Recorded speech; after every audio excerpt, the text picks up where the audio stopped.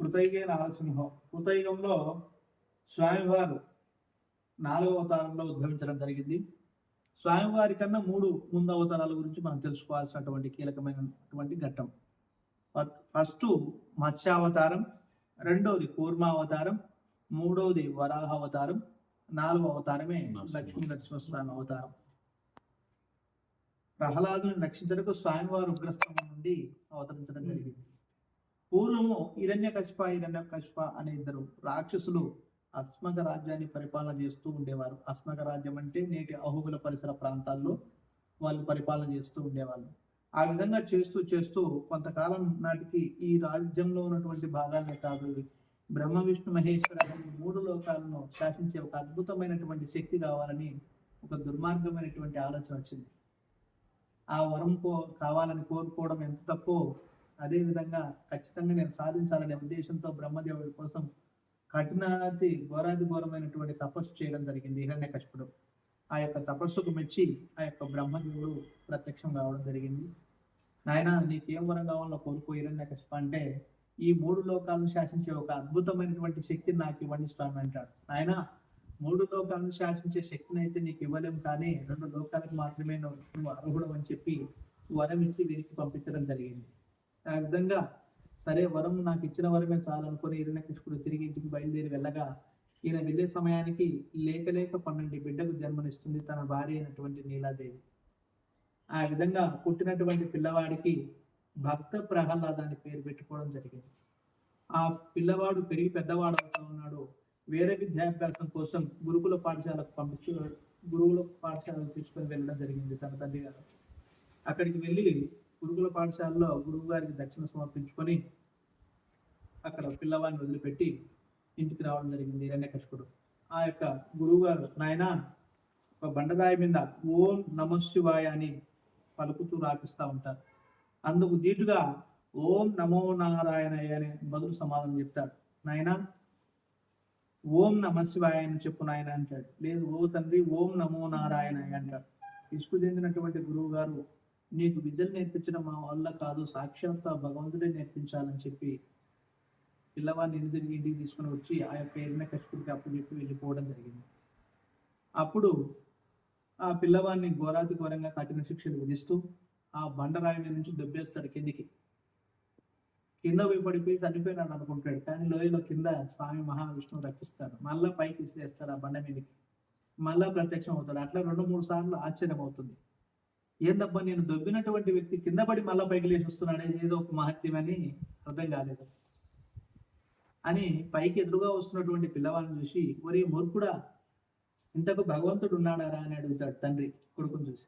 ఓ తండ్రి, నోటికి ముమ్మాడికి భగవంతుడు ఉన్నాడు, ఇందు లేడు అందు లేడు, అంత సందేహం వలదు, ఎటు చూసినా శ్రీమన్నారాయణుడే అంటాడు. మరి ఇక్కడ ఈ రాజస్తంభంలో ఏమన్నా ఉన్నాడు నీ దేవుడు అని అడుగుతాడు. అవును తండ్రి, ఆ రాజస్తంభంలోనే నా యొక్క మహావిష్ణువు ఉన్నాడని చెప్తాడు. అందుకోసం తన దగ్గర ఉన్నటువంటి గద తీసుకుని ఈ ఉగ్రస్తంభాన్ని కొట్టక స్వామివారి ఉగ్రస్తంభం నుండి అవతరించడం జరిగింది. ప్రహ్లాదుని రక్షించడం, ఉగ్రస్తంభం నుండి స్వామివారు రావడం, హిరణ్యకశిపుడిని చీల్చి చెండాడి చంపివేసి తన పేగుల్ని మెడకు ధరిస్తాడు లక్ష్మీ నరసింహస్వామి. ఆ విధంగా స్వామివారు వస్తా ఉన్న సమయంలో స్వామివారిని శాంతింపజేయడం కోసం శ్రీమతి శ్రీదేవి భూదేవి సమేత శ్రీదేవి లక్ష్మీదేవి గాను భూదేవి అమ్మవారు చెంచులక్ష అమ్మవారు అవతారం ఎత్తి స్వామి ఎదురుగా పోయి స్వామివారిని శాంతింపజేయడం జరుగుతుంది. అక్కడ శాంతింపజేసిన తర్వాత శాంత లక్ష్మీ నరసింహస్వామిగా తీరుతాడు అహోబిల లక్ష్మీ నరసింహస్వామి. అంతవరకు అహోబిల ప్రాశస్తం. అక్కడ నుంచి ఇద్దరు అమ్మవారిని చక్కగా వెంటబెట్టుకుని దగ్గరలో ఉన్నటువంటి ఉల్లేడ మల్లేశ్వర స్వామి సన్నిధానం ఎందుకు ఇద్దరు అమ్మవారిని తీసుకుని వస్తాడు స్వామివారు.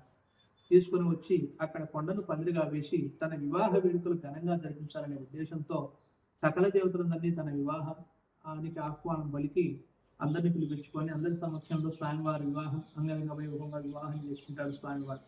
ఆ విధంగా వివాహం అయిన తర్వాత అక్కడ లక్ష్మీదేవిని కూర్చోబెట్టి యోగా ధ్యానంలో కూర్చోబెట్టి చెంచులక్ష్మి వెంట పెట్టుకొని ఈ యొక్క స్వరంగ మార్గంలో వస్తూ ఉంటాడు మహానంది దర్శనానికి. ఈ విధంగా స్వరంగ మార్గంలో వచ్చేటువంటి విషయాన్ని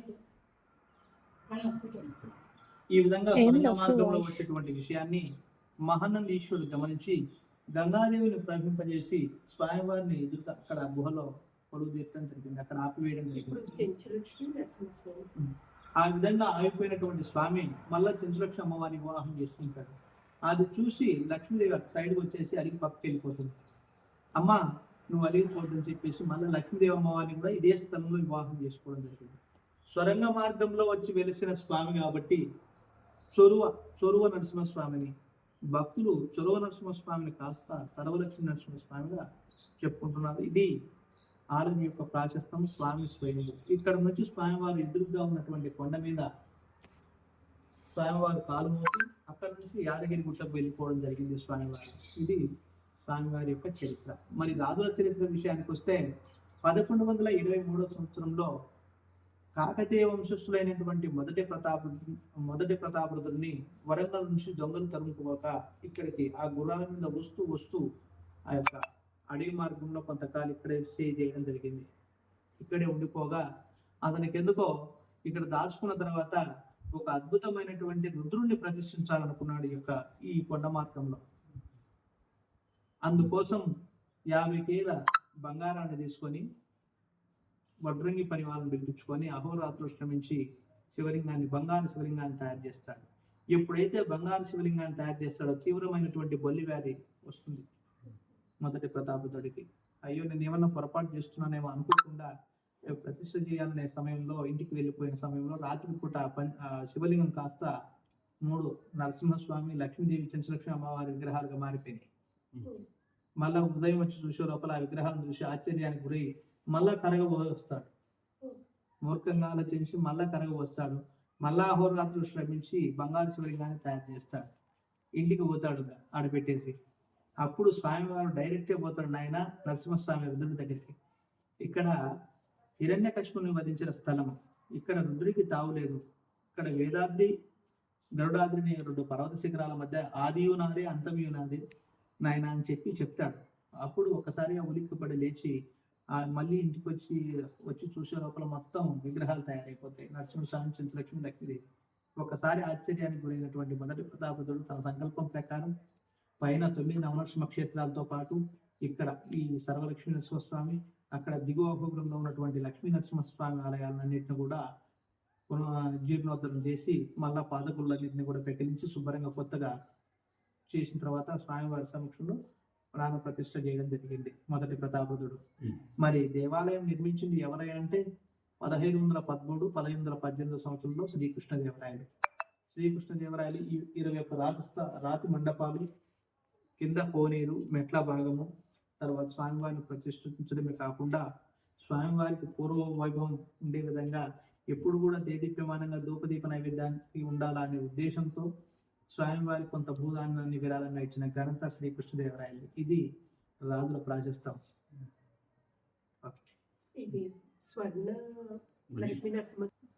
ఈ ఫారెస్ట్ ఈ గుహలో లక్ష్మీ నరసింహస్వామిని వారు పక్కన లక్ష్మీదేవి అమ్మవారు ఉండడం జరిగింది. ఇక్కడి నుంచి గుహ ఉంది. ఇది అహోబిలం వరకు ఉంటుంది. ఇది అహోబిలం వరకు గుహ. లక్ష్మీ నరసింహస్వామి అహోబిలం నుంచి హిరణ్యకశిపుని వధించి ఈ గుహ ద్వారా ఇక్కడికి వచ్చి రావడం జరిగింది.